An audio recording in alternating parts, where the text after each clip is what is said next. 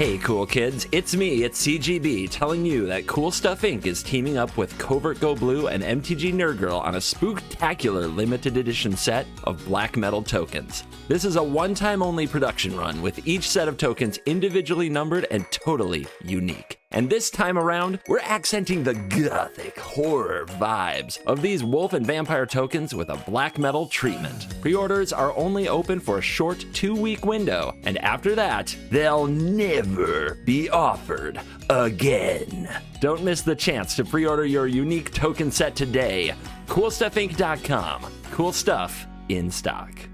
Hello and welcome back to another day in the arena. It's me, it's CGB, and today in the arena, this is Mono White. We play Mono White. We must find a way for Mono White to survive the nerfing of Luminarch Aspirant and Faceless Haven in Alchemy. But fortunately, there are a lot of good cards that can try to do the work, and we're going to showcase a lot of them in the video to find exactly which ones are worth crafting and what your Mono White build of the future should look like. But while you check out the deck list, I want to tell you quickly about the new metal tokens being launched by CoolStuffInc.com in a bundle. You get the Covert Go Blue and MTG Nerd Girl Innistrad tokens in a bundle. There they are. I got my samples. This time to show you.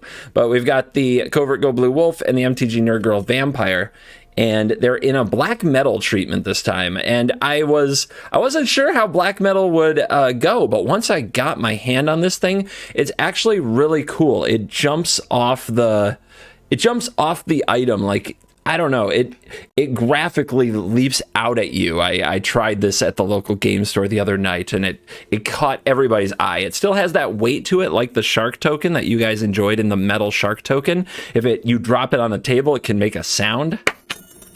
And it's the same size and type as the metal shark token, but with a very different black metal finish. And I think it adds a cool aesthetic to the item, and I think that you guys are going to love it a lot. So check out the link and get those before December 25th. Once we get to December 25th, you will never be able to order these again. You must order them before then, and then they are printed and then they are shipped. So it allows 6 to 10 weeks for delivery. This isn't something you can get by Christmas, but it is a one-time printing and another collectible in the Covert Go Blue product catalog. So make sure you check it out with the link below. And if you do go there, I'll tell you what I can do. I can hook you up with a discount. So if you go to get your CGB and MNG Creature Feature Black Metal token set, and you hit that pre-order button, then when you go to cart, make sure you use the promo code CGB5, CGB5, to get yourself a 5% discount at checkout. Save you a little money. Also, if you are interested in getting the new token sent to your country, and Cool Stuff Inc. does not ship to your country. We did something last time. We're doing it again. So I think you guys will really enjoy it. We're doing a thing on Patreon where if you join the metal token tier, you will be able to order. What will happen is I will order the token on your behalf, and then I will ship it to you after I receive it. So I'll basically be your forwarding service, and my wife Gina will also be doing a lot of the packing and shipping, so she'll kind of be your forwarding service. And you can get that on patreon.com. This is like the main page when you go to my Patreon. If you go down here to say see all levels, you'll go here and you'll see the $49.99 per month metal token tier. And if you hit join on that, then we will know. And if you join before December 25th, you will receive one of these. There are some exceptions. Some countries, it costs too much to ship to right now. They've suspended some services because of pandemic reasons, and Australia is a known exception. We cannot ship to Australia unless you are a member of the tier for multiple months just to pay for the shipping, which is it's a lot. Like, it's ridiculous. So I wouldn't blame you one bit if you're like, all right, Australia, I'm out. But for people in other parts of the world that Cool Stuff Inc. doesn't ship to, join this tier and we will be your forwarding service and send it on to you. It is totally fine if you want to join for 1 month and then cancel, or join for 1 month and then downgrade. No big deal. But that's a way you can get the tokens. And now that I've shilled that for 4 minutes, we'll talk about mono white. Thank you for everybody for hanging with it. I appreciate you guys a lot. The big card is Inquisitor Captain. This card is absurd. The 3 and a white for a 3/3 vigilance. When it enters the battlefield, if there are 20 or more creature cards with mana value 3 or less among cards in your graveyard, hand, and library, seek 2 creature cards with mana value 3 or less, put one of them onto the battlefield, and shuffle the other into your library. This isn't the best way to play Inquisitor Captain because people are figuring out, as I'm recording this, that Glasspool Mimic and Inquisitor Captain is a heck of a combo. But it does work really well for mono white because you do get this selection of all these sweet 3-drops that we talk all the time about how busted the mono white 3-drops are. And Inquisitor Captain goes in the deck and basically pulls these out and lets you choose one and put it on the battlefield. It makes it, it doesn't happen perfectly, but more often than you think, you get that Brutal Cathar when you need that Brutal Cathar. You get that Elite Spellbinder when that's what you want. You get that Redain in the matchup where it's important, or that Thalia in the matchup where it's important. So Inquisitor Captain is a big-time card in the deck. These other cards I was not sure of. After playing the deck a bit, I have really upped my opinion, but I'll let you watch the games and be the judge. Expedition Supplier. I thought this card was kind of jank. 2 and a white for a 2/2 human warrior. And whenever this or another human enter the battlefield under your control, conjure a card named Utility Knife. This ability triggers only once each turn. When Utility Knife enters the battlefield, attach it to target creature you control. Equipped creature gains +1/+1. This is your new Luminarch Aspirant. It's 1 more mana, but it comes in with 1 more power to begin with. And instead of creating +1/+1 counters that go away when the creature dies, it creates these artifacts that stick around. And while equipping them is expensive in a flooded game, being able to suit something up with these can matter a lot. This card is better than it looks. It's going to put on a show for you today. You're going to want to see this in action. Then we've got Captain Eberhardt. Still not sure what to think of this card. 1 and a white, 1/1 double striker. Spells cast among cards you draw this turn cost 1 less. Spells cast among cards your opponents drew cost 1 more. I mean, if you are lucky enough to top deck an Inquisitor Captain the turn after you play this on 2, you are pretty amazing, and that is really awesome. It's hard to tell if taxing their top decks matters because you don't know what they draw most of the time. So it's hard to say how good the card is. I will say that the double strike with the Utility Knife and with other pump effects is very, very good. There are 2 Sigardian Evangel. This card is interesting. 1 and a white. When it enters the battlefield, you conjure another Sigardian Evangel into your hand. You discard it at the beginning of your next end step. When it enters the battlefield, tap target permanent you don't control. So as a 2-mana 3/1, it can just tap down their Shambling Gas so that your Usher of the Fallen gets an attack in or something like that. As a late game play, with 6 mana per se, you conjure this, you play another one, you conjure another one, you play that one. You can tap 3 permanents to get in for damage. This is a ground breaker, a ground stall breaker. In a creature mirror, when you tap their stuff down and get in, as well as making extra bodies, it's insanely powerful, but it often just ends the game. And it's a great use for mana. It's a great mana sink in the late game, and it rebuilds from board wipes. The card is another card that's much better than it looks. One thing I do want to address, we start out this video with 4 Thalias, because why not? We have literally all creatures. As the games went on, I realized that most of the games I was losing or struggling in, I was drawing too many Thalias, and Thalia wasn't making a big difference in the matchups, because I was playing a lot of creature matchups. I eventually cut it down to 1 Thalia and went up to 4 Intrepid Adversaries. I did have only 1 Intrepid Adversary, so this was a straight switch. The Intrepid Adversary, it helps make up for the lack of Luminarch Aspirant by letting your creatures scale. What we were most missing from Luminarch Aspirant was the scaling. The fact that your creatures get bigger and can keep rumbling with the opponent. I have found Aspirant to be a very significant nerf. I think the end step counter is much, much worse than we originally thought it was. And I think more Intrepid Adversaries do help with that scaling, although now I'm very interested in trying to make a build that leverages Expedition Supplier even more, because I think this card might be your better Aspirant. The problem is it's another 3-mana card. But anyway, I wanted that note before we dive in. This has been a long intro going on 9 minutes, complete with a plug. So check out the coolstuffinc.com metal tokens and let's dive in. Let the mono white nonsense begin. Eggderp, this is Seth Manfield, right? This is a world champion pro player. Let's go.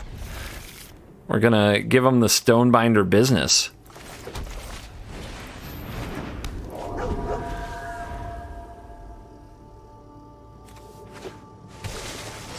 All right, Layer of Dihydra. Let's try out this new double strikey nonsense. Now your top decks cost more. How you like them apples?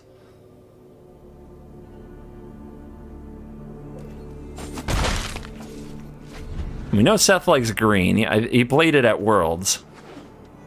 Oh, green-blue Innkeeper. Hello. What are you up to? Let's see what we draw. Oh, ho, ho, what a draw. Oh, what a draw. Okay. Okay. That's pretty epic. Got a Fading Hope, I think. All right, we'll play the Utility Knife Machine.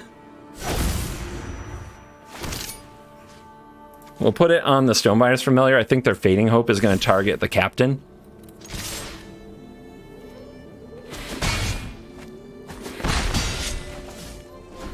Ooh, baby. That's a lot. Oh my gosh. And with this, it's a human, so it makes... Oh, man. Oh, no. All right, still this little treasure available. Let's go for it. Let's go hard.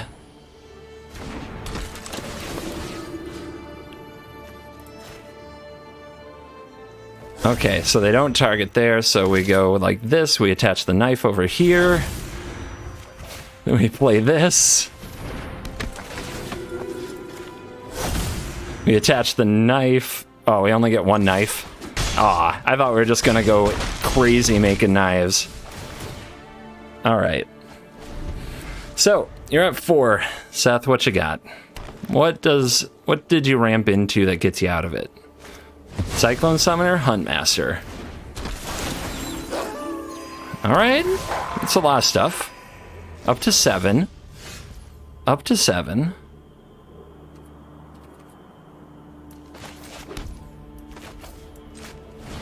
Let's see what we hit.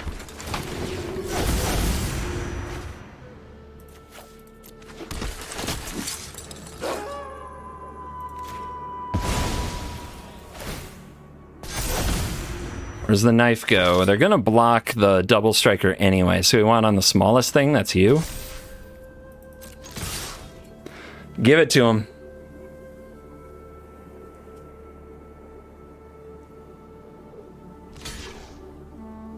Are you dead? You're dead.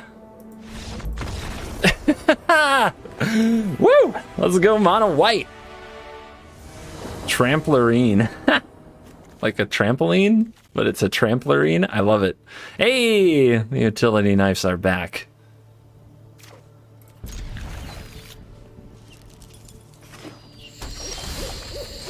All right, 1, 2, 3.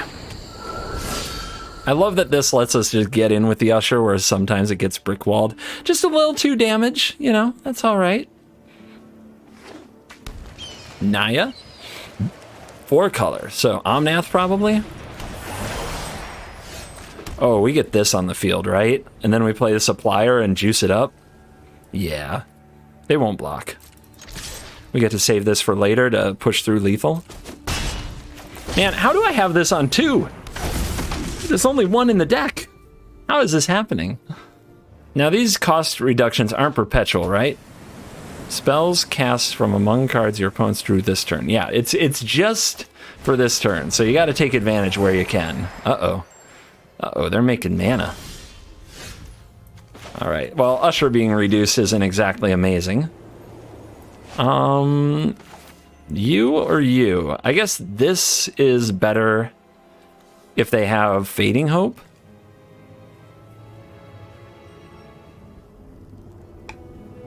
the new Luminarch Aspirant right here. It actually has some ETB value. Adeline's so good, though. New cards day. Okay, they don't have anything. Let's go on the double striker and get busy. If they want to trade one of their Tangleds for the Usher, I'm okay with that.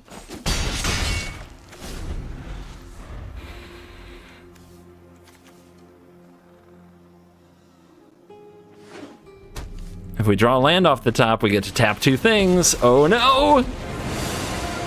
It's Ren! It's not a land.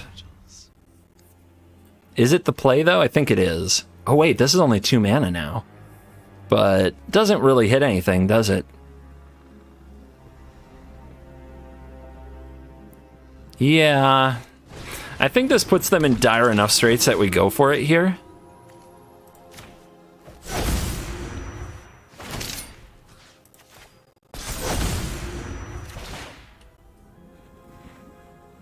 Do we kill Ren? I don't think we do. We kill opponents. Drop them to 2, and they say that's enough. That's enough Magic the Gathering. All right, some of these new white cards might be really messed up. We don't have a bunch of them in the deck, but it's kind of crazy to see the curve that the double strike mythic for 2, and then the utility knifer for 3, and then the tap 'em Sigardian Evangel is doing. Oh my goodness, we're doing it again. No 1-drop though. That's pretty bad, but a lot of power. A lot of power. I mean, Expedition Supplier. This card, utility knives don't suck. Okay. Okay, they suck, but when they're free, they're a lot better. Weird, right? Uh-oh. Well, that's not good. I guess we'll play this instead. Pretty good draw. Pretty good draw. Holds utility knives well.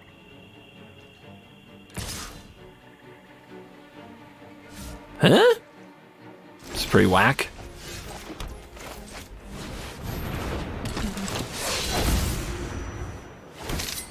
Arm yourself.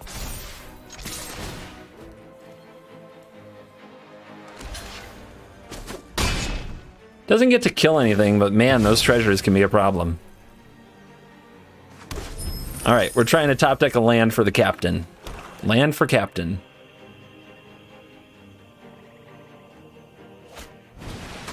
Okay, has death touch. Has the death touch. Land. All right, let's exile that thing. Cathar, beauty. Oh my god. 2, 2, 3, 3, 3, 3, 4. If I put it here, it's a 5, and then I can use the ability next turn. It also tries to keep it out of hook range.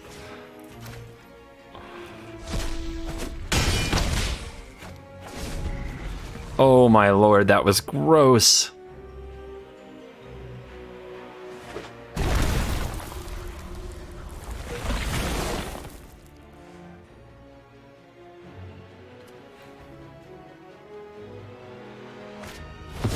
There's the hook. It brings you back. But we keep the Sentinel.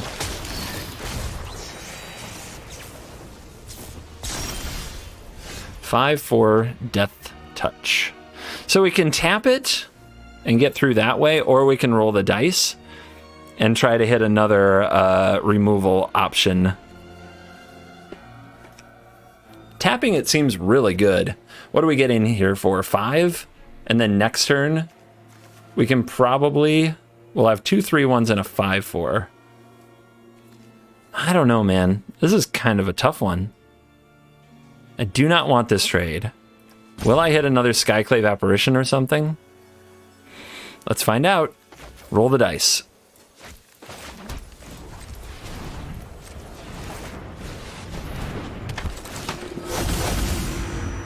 Yes. Messed up. Messed up.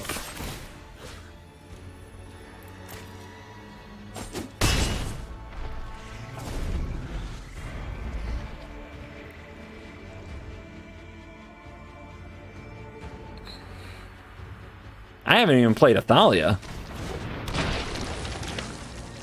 All right, they have a blocker.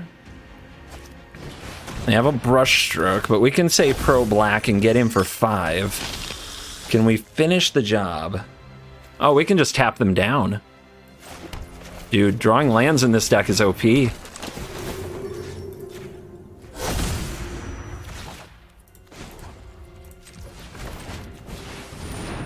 Oh my goodness. This doesn't seem fine. This seems silly. What? What did we just do? No 1-drop on the draw, but we have Thalia. Well, we'll try it. See what we get. We'll just rip a 1-drop anyway. Or not. My optimism knows no bounds. Black-white, what do you got? Are you Cleric Gamer? Esper. Disciple. Weird. I'm gonna drop the Cathar. Don't think it's very good in the matchup, but Thalia's, they'll probably try to kill Thalia. Although I honestly have no idea what I'm up against. Clone Crafter. Okay. So I built a deck that ran this, and it had blue and black, and it was trying to play Prized Amalgam. Or no, Overcharged Amalgam. That's the name of the card. They can double block here. Let's go for the Elite Spellbinder and see what they got from us. What the hell? What the hell?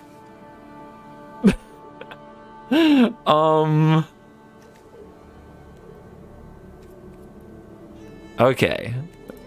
Captain. Okay, so they are an Esper Taxes pile. What the hell? I feel like they somehow, instead of crafting 1 card from my deck, crafted 5. They did top deck that land, didn't they?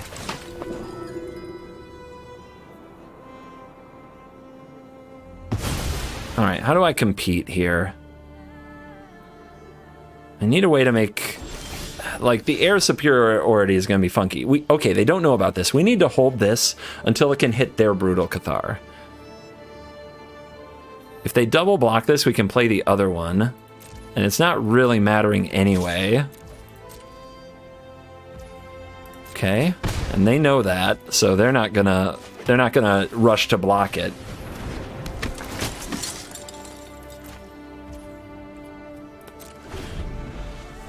This is gonna be a weird game. Oh, they're gonna see the other Brutal Cathar with this Spellbinder. They might not play it. They might be afraid that they're just gonna end up taxing a Thalia that doesn't matter. If they play the Brutal Cathar first, that's a big win for us. Also, we need them to stop drawing land. They've drawn 2 in a row. They're almost to where they can cast this Captain. Come on, man. Come on. Ugh, that makes me unhappy. Well, I don't know if either of us play non-creatures. The Shuffler is rigged.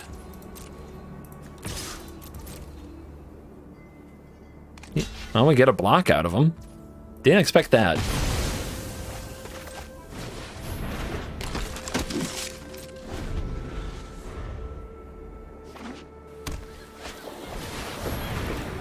Jesus. They had 3 lands and they curved out perfectly. Oh, it hurts. It hurts. It ain't right. It's cheatings. Let's hope they just go with an Elder Fang. No, they don't.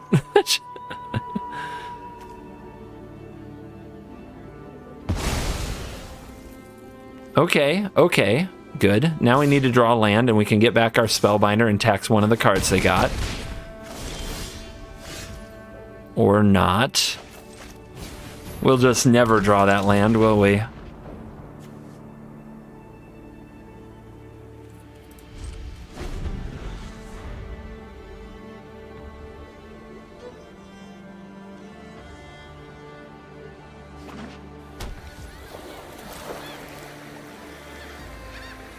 Thalia, Thalia, Thalia. Oh, these are all mine, by the way. Or no, this one was crafted because it's in my deck, but it's not technically mine. But, I mean, it kind of is like they got all 4 of my Thalias. You know what I mean? Well, that was a terrible game. We found the deck's weakness. Opponents who can't draw badly. The Elderfang Disciple Clone Crafter stuff is interesting. I'm kind of curious. Does their deck use, like, blue and black for anything else, or are they just playing like bad humans? I don't know. I don't know. We can keep this hand.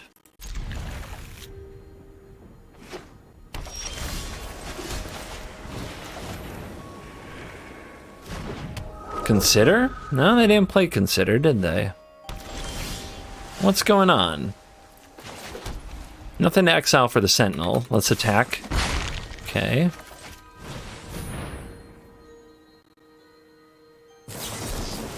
Syncopate. All right, that makes sense.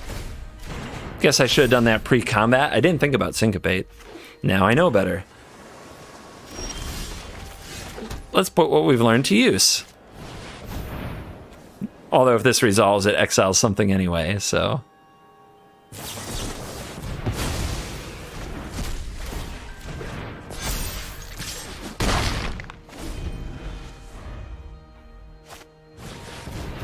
Oh. Oh, I see. I see. I do like some good angle shooting. All right. Drop a captain on him. Hope we get something that exiles something so we can attack. Actually, we don't, but this is pretty good.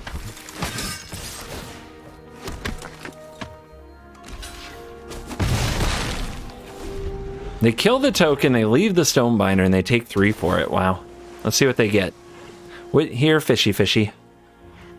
Probably take some cheap 2-mana fishy.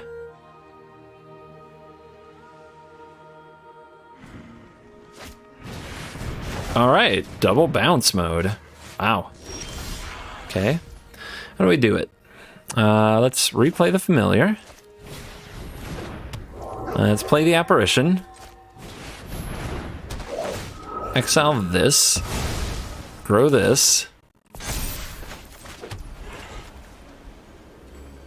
I honestly don't know what's better. The Initiate right now, if it attacks with anything next turn, is a 2/3. This is a 2/1, but it can boast out another token. Let's go with the Initiate. All right. Can the opponent get out of it? Let's see what they've got. What's this make? A 3/3.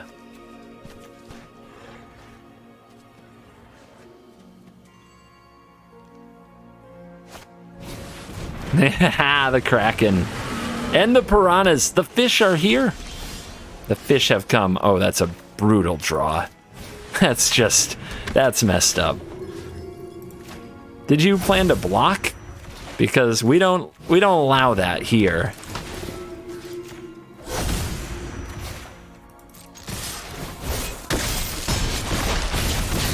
You go to 1? All right. Let's see if you can make it out of this next turn.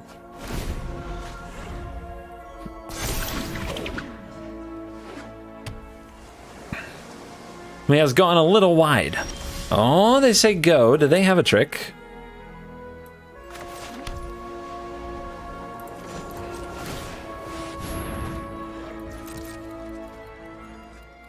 What you got? It better be a really good one. I have no idea what sequence could work here.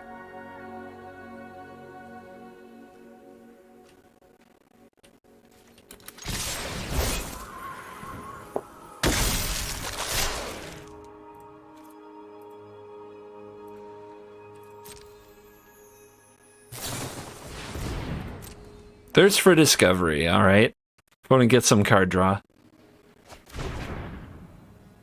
What else you got? Oh, we're gonna make oh, that's sick. That's kind of sick. That's some blockers, but it's not enough. It's not enough.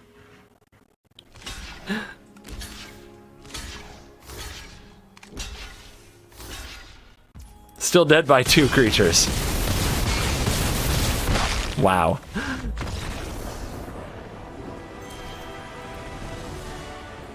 On the play. Looks like a good hand. Let's see if it is a good hand.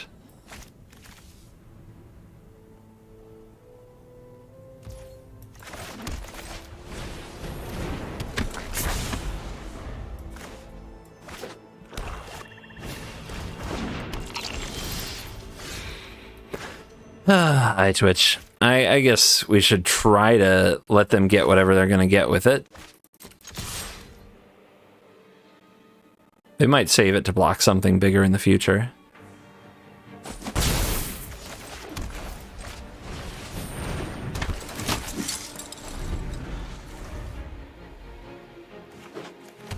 All right, let's see how many lands we draw in a row this time. I want to look it up. I think we drew like 5 lands in a row last time. Deadly Dispute. Oh, man. If they have Deadly Dispute, maybe we just play the Brutal Cathar. Or we let them do that, and then Brutal Cathar. I guess we want to play the Elite, right? Make sure they don't hook us. Train up.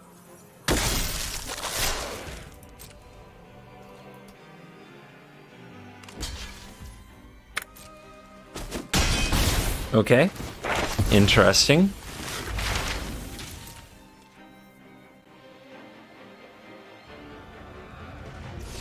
Sciences. All right, tax your hand, take your hook.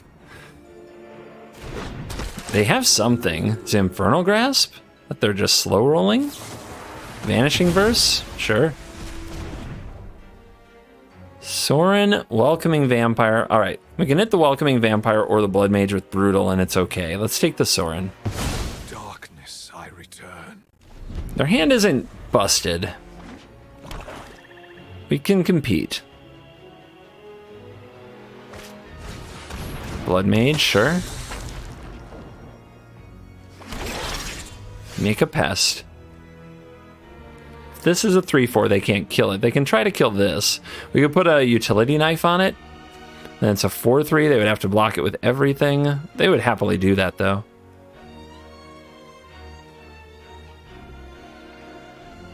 We could just put the knife on this and attack with it.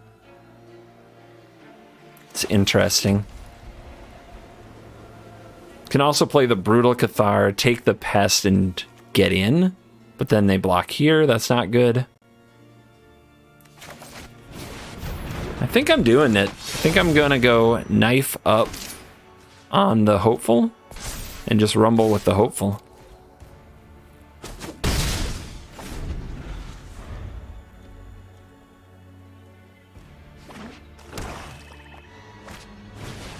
Welcoming.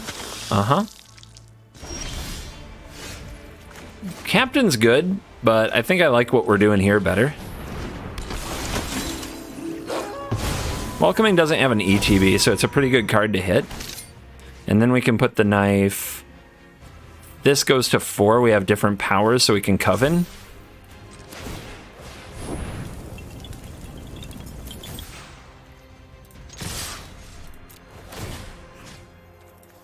Dig at their graveyard. Train.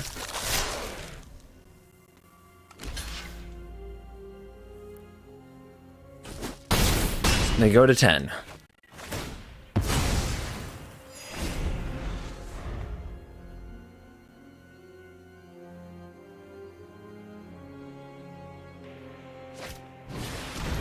Another Welcoming Vampire. And they have a gas to draw a card, so they've got some blockers.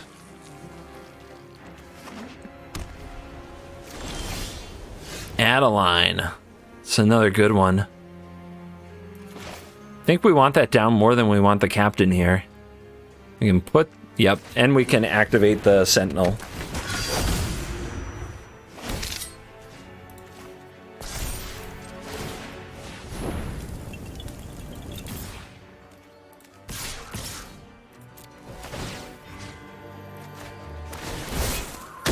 Train them up. 5/6 is pretty big. Will they get to Blood on the Snow? Is their last card a Blood on the Snow? If it is, they're sitting pretty. If it's not, they're in big trouble.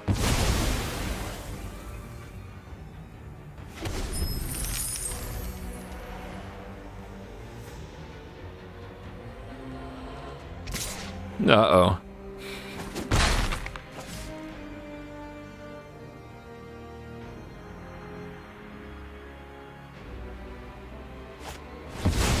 Meat Hook for 4. Doesn't kill the Initiate.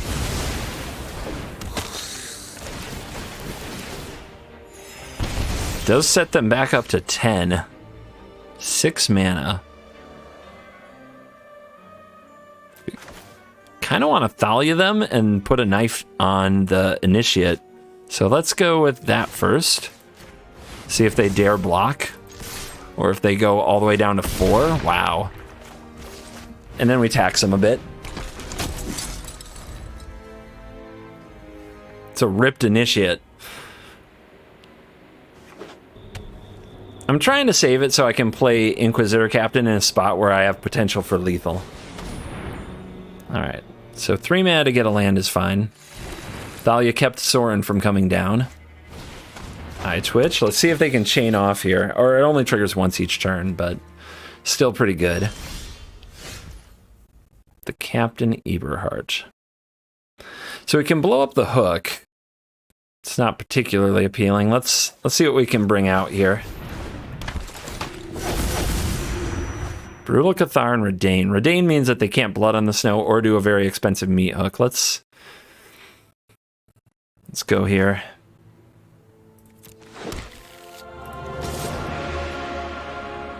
We do not want the opponent to kill the Thalia.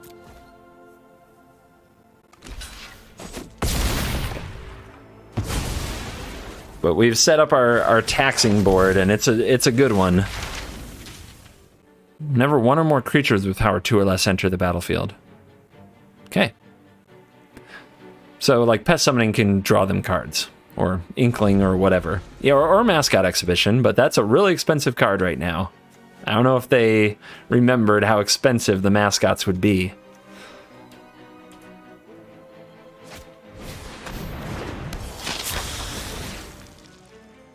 Draw a card, make a pest. They're hanging in there. They're hanging in there. The Apparition.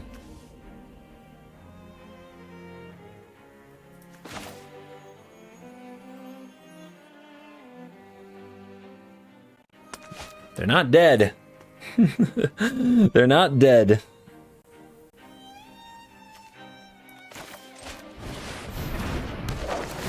Enough is enough, though. That's gotta go.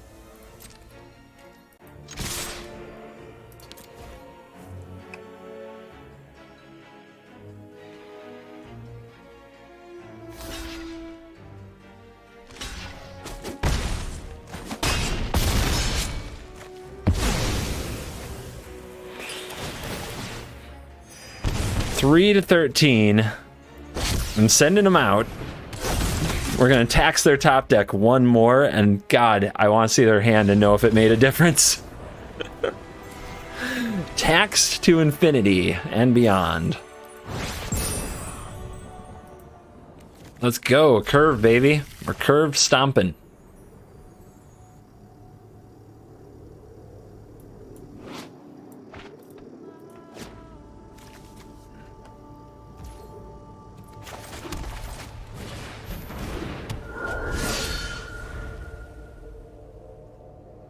Come on. Come on, be a deck Thalia's good against. I have no idea. When I see overgrown farmland, I'm not too optimistic that Thalia will be good, but we'll try.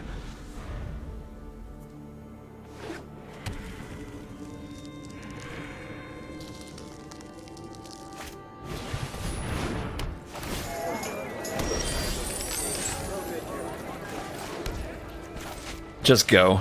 Just go hard. Hope for the best. If we draw too many land, maybe we'll draw that card that taps everything down and use all that land for a good purpose. It's a good card. Oh, come on, baby. Come on, baby. Hit me. Didn't work. Let's go over the top, I guess. I don't know, Adeline's a lot of damage too, but if they get to play stuff that gains a lot of life, we're just gonna lose, right? But actually none of this gets through the Valkyrie. All this dies to the Valkyrie. So let's go Adeline. At least Adeline gets through. And let's do our best.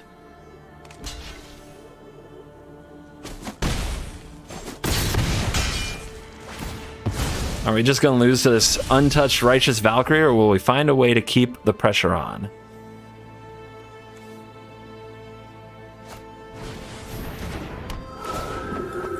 It's looking bad.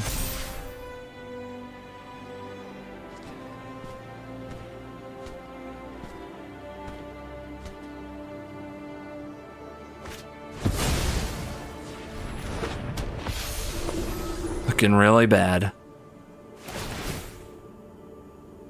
Angel of Unity. Whenever you play a party spell, or when this enters the battlefield, choose a party creature in your hand. It perpetually gets +1/+1. Yep, green-white life gain. Easy. I guess I never should have gone for that. Man, Thalia, why do you suck? Like, what is this? What is this crap?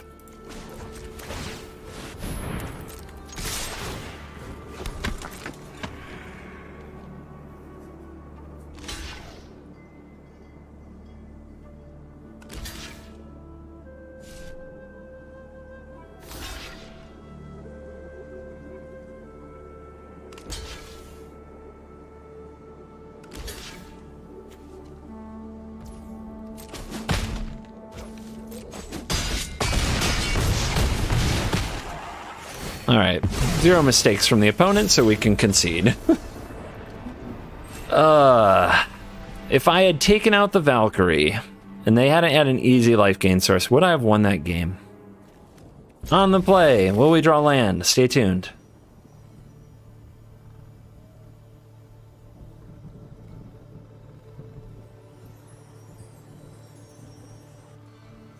Bat Gamer. Muties.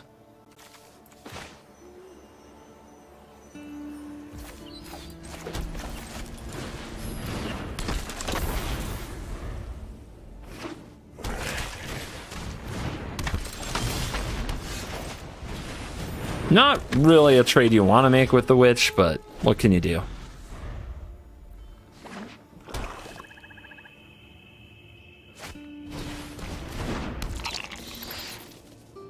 I got eaten alive here? Maybe.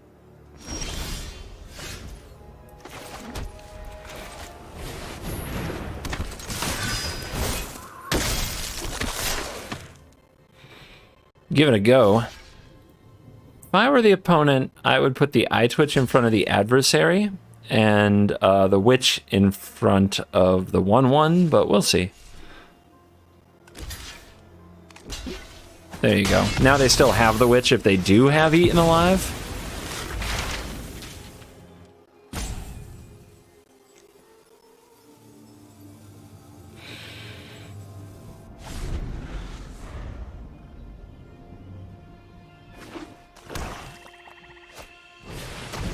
Okay, Blood Artist is here.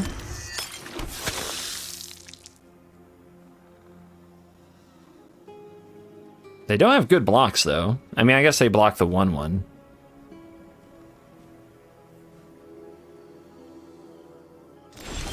Do you have to touch everything before you pass the turn? Like, what the hell is wrong with you? All right, Hopeful Initiate's really good at picking off, like, the Bloodstroke. We definitely want it to grow here. The opponent's a ways away from hooking us. Let's go for the Captain.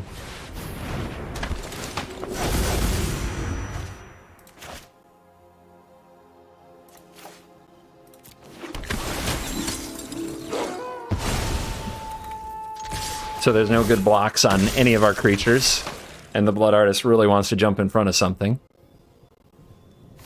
Yeah, we put a lot of pressure on them, so getting a chump out of them is pretty good. All right, so Hook next turn for 2 gets them back the Witch and kills a 1/1, but that's not that good. So hopefully we'll be able to drop an Elite Spellbinder before the Hook gets to where it can bring them back. Red. Okay. What you doing?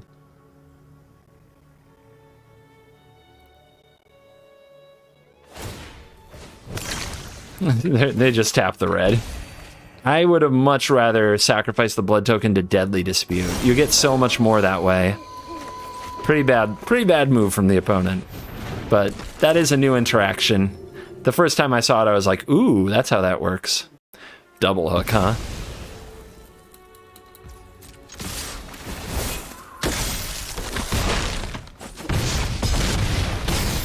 Dead. Dead, dead, dead. 3 lands, no 1-drop, but I guess we'll keep it. And our 2-drop isn't the 2-drop we want. We would prefer this to stay in the deck for later, but I still think it's the right one to run. Let's run the hand. Oh yay, black again. Man, I need to start playing control decks. Like, this meta so much life gain, so much mono black. I need to clown some people with extra turns. Like, to be honest, like, they're begging for it. We drop Redain here, right? Like, taxing Snowland is really good.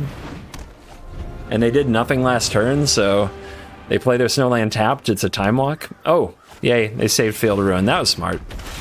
Smart move. Well, they can't hook me. I guess they can hook for one.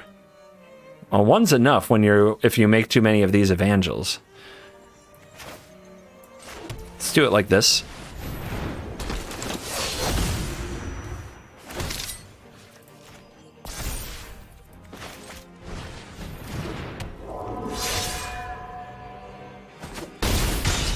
Yay, Expedition Supplier. Yay. What a card. Stinger is here. All right, so they're mono black, but they had none of the cheap cards. They're gonna get rid of their merchant? That's pretty desperate going to 9 there. So if we tap this, 1, 2, 3, 4, 5, 6, 7, 8, 9, 10. Yeah. Yeah, easy.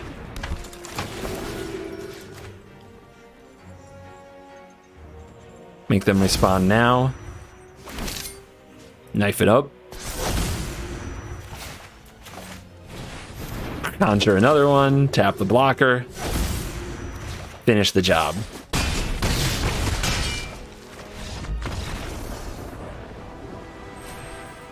On the draw, no 2-drop, but I think we gotta keep it.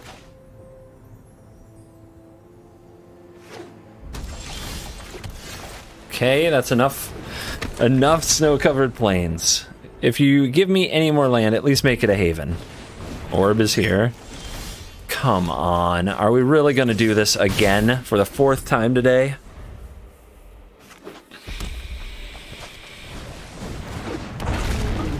Okay, interesting. So they get to reduce all those dragons. These are snow-covered? I mean, if I keep them off the land drop, does that help? Probably not.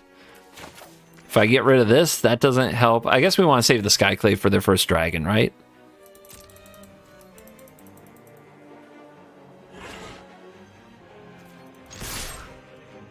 Yeah, taxing them with the elite doesn't feel like it's going to make a lot of difference for a while. But I guess it's... I mean, we can hope that that 4 mana isn't enough to play their first dragon, that they have 5 mana dragons by playing Redain. At least we can stop the perpetual cost reduction by dropping an elite here. It just really sucks that it also trades with the Whelp. Okay, well, we got it out of hand, and now it's back up to costing 6. I guess you can call that a win. Here come the burn spells.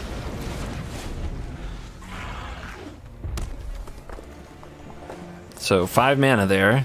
Oh, but they sack it. Wow. Wow. And they get another Whelp. Okay. I mean, that's not what they wanted. That was a pretty aggressive play. Whatever we want to play something and get it dragon fired, so I guess we're playing these first.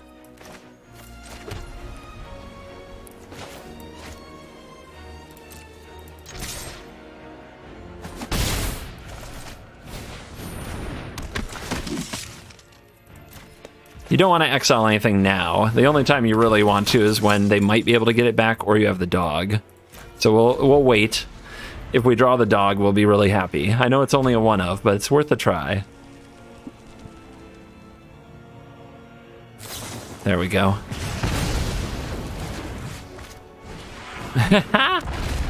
Total whelpage. 100% whelping it. So now we play Redain, and if they draw a snow-covered land, it enters the battlefield tapped. And that's a big deal. And then they can't play their Goldspan Dragon.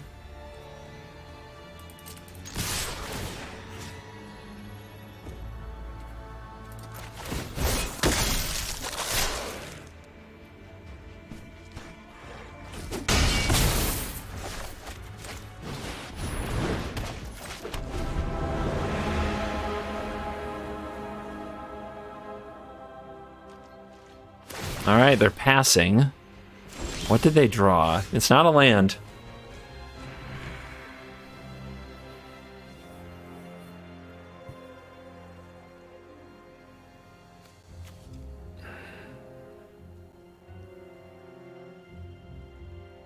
Don't think I want to trade this for 2 of the whelps, and I don't think I want to play the apparition. There's plenty of good dragons the opponent could draw.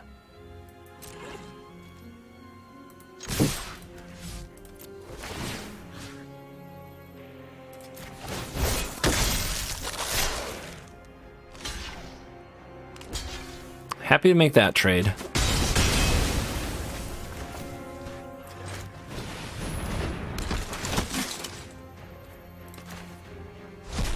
I'm gonna exile some stuff now, just in case. I mean, I don't know what they would possibly be able to do with it. The 4th one! The shuffler is fine. Okay, they've got Inferno. That is a big critter.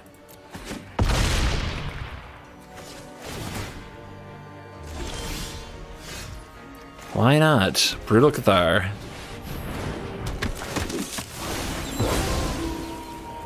What else we got here?